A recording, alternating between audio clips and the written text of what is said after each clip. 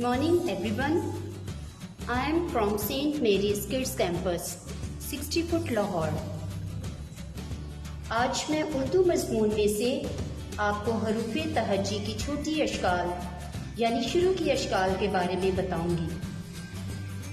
सबसे पहले मेरे पास कुछ सबक से मुतल्लिक़ मवाद मौजूद है, चलिए देखते हैं। सबसे पहले मेरे पास हरूफ़े तहज्जी की आखिरी और मुकम्मल अशकाल हैं।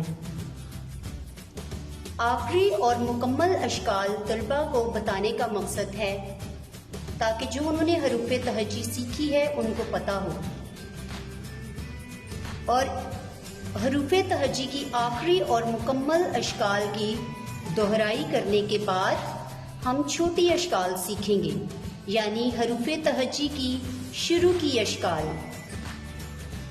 लेकिन सबसे पहले मैं आपको बताना चाहती हूँ कि हरूफ़े तहज्जी में से, हरूफ़े तहज्जी की बड़ी अशकाल में से कुछ हरूफ ऐसे हैं जिनकी छोटी शक्ल नहीं होती, जैसा कि द, ड, ज, र, ड़, ज, य। फिर इसके बाद त, ज, इसके बाद हमजा, ओ, अ मद आ। ये ऐसे हरूफ हैं जिनकी छोटी अशकाल नहीं होती।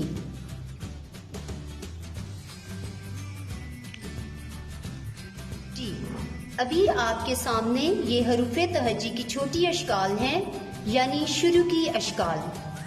सबसे पहले मैं आपके सामने छोटी अशकाल को पढ़ूंगी ताकि आपको पता चले कि ये हरूफ हैं छोटी अशकाल के, यानी शुरू के अशकाल के।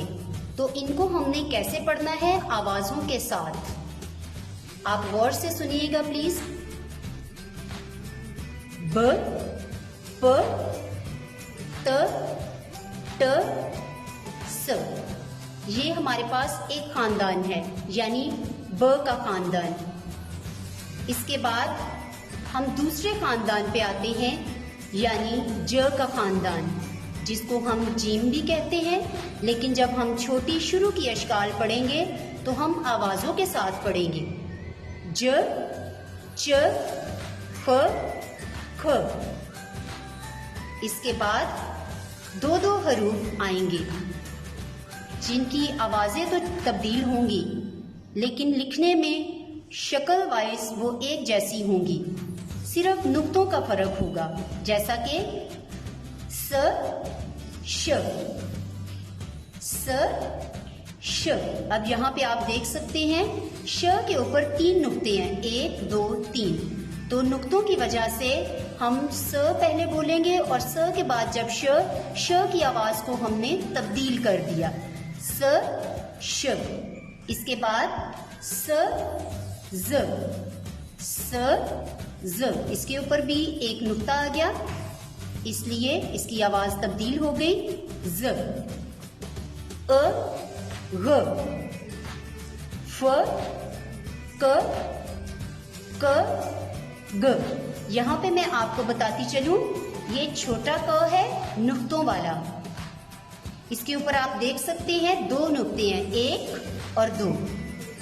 इसको हम छोटा क बोलते हैं। इसी के आगे इसी को भी हम क बोलेंगे, लेकिन ये इसको हम बड़ा क बोलेंगे। क, ग, ल, म, न, ह, य, य। यहाँ पे मैं आपको बताती चलूं, ये हरूफ आपको दोनों एक जैसे नजर आ रहे हैं और ये पढ़ने में भी एक जैसे हैं, यानी कि इनकी आवाजें भी एक जैसी हैं। ये छोटी ए की छोटी शक्ल है और ये बड़ी ए की, जिसको हम ई और ए बोलेंगे आवाज के साथ। लेकिन यहाँ पे क्योंकि ये छोटी शक्ल है, शुरू की शक्ल है, इसलिए यहाँ पे हम इसको बोलेंगे य, य। जी, जैसा कि मैंने आपके सामने अभी हरूफ़े तहज्जी की आखिरी और मुकम्मल अशकाल पढ़ी, उसके बाद मैंने छोटी अशकाल यानी शुरू की अशकाल आपके सामने पढ़ी हैं। अब मैं आपके सामने कुछ अल्फाज आपको बताऊंगी। पहले मैं हरफ लूंगी, हरूफ तहजी का पहला खानदान यानी ब का खानदान।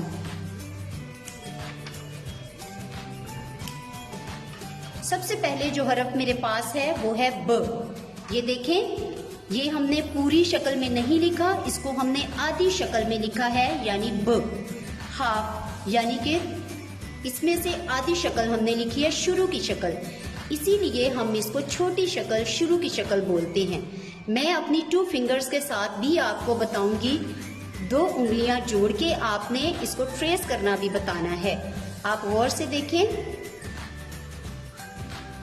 ब, ये ब के खानदान में से पहला हरफ, ब के बाद हमारे पास दूसरा हरफ है प। अभी मैं 2 उंगलियों को जोड़ के आपको बताऊंगी कि आप इसको लिख भी कैसे सकते हैं। प, जैसा कि आप देख रहे हैं, ब के नीचे मैंने 1 नुक्ता लगाया, प के नीचे 3 नुक्ते हैं हमारे पास।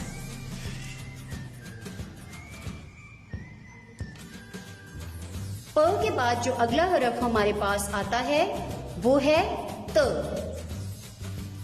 मैं आपको ये बात बताती जाऊं कि ब का खानदान लिखने में एक जैसा है, लेकिन अपने नुक्तों की वजह से कुछ हरूफ के ऊपर नुक्ते हैं, कुछ के ऊपर नुक्ते हैं।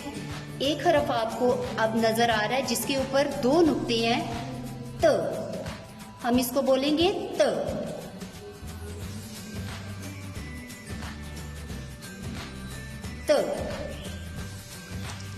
त के बाद मेरे पास अगला हरफ है ट। ट के ऊपर देखें, ना तो कोई नीचे नुक्ता है ना ऊपर नुक्ता है, इसके ऊपर टोपी है। टोपी की वजह से इसकी आवाज तब्दील हो जाएगी, हम इसको बोलेंगे ट।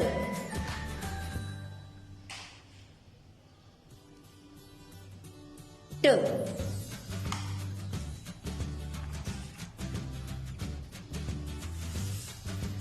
ट के बाद मेरे पास जो अगला हरफ है वो है स। ब के नीचे नुक्ता 1 आ गया, प के नीचे 3 नुक्ते आ गए, त के ऊपर 2 नुक्ते आ गए और ट के ऊपर टोपी है। लेकिन अगला जो हमारे पास आखिरी हरफ है ब के खानदान में से वो है स, और स के ऊपर आपको 3 नुक्ते नजर आ रहे हैं, 1 2 3। और अब हम इसके ऊपर ट्रेस करेंगे, लिखेंगे इसके ऊपर स। जी, ये ब का खानदान है। अब हम इसको आवाजों के साथ एक साथ पढ़ेंगे, ब, प, त, ट, स। और ये है शुरू की अशकाल, छोटी अशकाल। अब मैं इन्हीं हरूफ से मुतल्लिक आपके सामने कुछ अल्फाज बोलूंगी। सबसे पहले मेरे पास ब से मुतल्लिक कुछ अल्फाज हैं।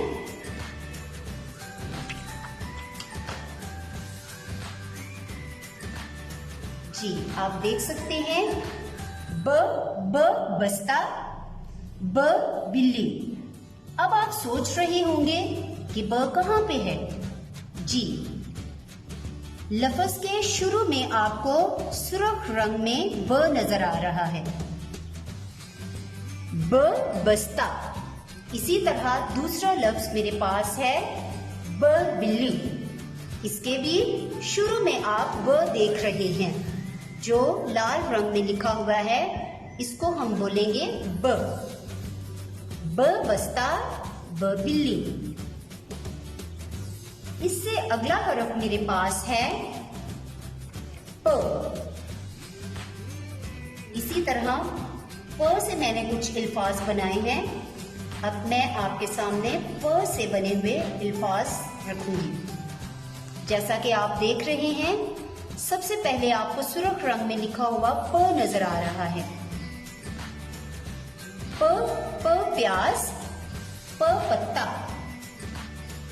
प प्याज, प पत्ता। ये अल्फाज बताने का मेरा मकसद है ताकि बच्चों में बोलने की सलाहियत पैदा हो और उनको पता चले कि जो हरफ हम सीख रहे हैं, जो हरूफ हम पढ़ रहे हैं, उनसे कुछ अल्फाज भी बनते हैं।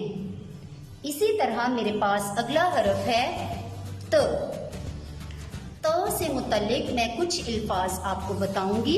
जी, ये आपके सामने है। तरबूज, ताज़ा। तरबूज का जैसे कि मौसम भी है और आप सब मुझे उम्मीद है कि बहुत पसंद करते होंगे, तो इसी तरह कुछ अल्फाज हम बच्चों को बताते हैं कि लिखते कैसे हैं और ये अल्फाज कैसे बनते हैं। ये हरूफ की मदद से ही अल्फाज बनते हैं। तरबूज, ताज़ा। जी, अभी मेरे पास अगला हरफ है ट। जी, टोपी तो हम गर्मियों में बहुत पहनते हैं धूप से बचने के लिए। जी, ये ट से ही बनती है टोपी। टोपी। और टमाटर जो हम डेली रूटीन में अपने सालन में भी डालते हैं और सलाद भी खाते हैं बहुत मजे का। टमाटर। जी, तो चलिए अब हम इस खानदान का आखिरी हरफ देखते हैं स। जी, ये दोनों मेरे पास नाम हैं। जिनका नाम समर होगा या साकिब होगा वो बहुत खुश होंगे इस वीडियो को देख के। समर, साकिब। जैसा कि आप सुर्ख रंग में देख रहे हैं, स की शुरू की शक्ल। इसी तरह साकिब, शुरू में स की छोटी शक्ल है, शुरू की शक्ल। समर, साकिब। इसी तरह अब मैं आपके सामने एक दफा दोहराई करूंगी ताकि जो देखने वाले तुलबा हैं उनको बहुत अच्छे से समझ आ जाए। पहले मैं आपके सामने ब का खानदान पढ़ूंगी, एक एक हरफ पढ़ूंगी, फिर उसी के अल्फाज में आपके सामने दोहराई करूंगी। जैसा कि ब बस्ता, ब बिल्ली। उससे अगला हरफ प प्याज, प पत्ता। उससे अगला हरफ हमारे पास है त तरबूज, ताज़ा। उससे अगला हरफ मेरे पास जो है वो है टोपी, टमाटर।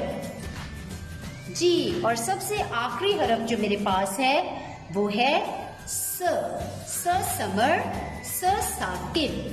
जी, तो आज आपने छोटी इश्काल पढ़ी मेरे साथ मिलके। उम्मीद है आपको ये वीडियो बहुत पसंद आएगी और आपके लिए ये बहुत फ़ायदेमंद होगी। आप इस वीडियो को देखें और पढ़ें। शुक्रिया।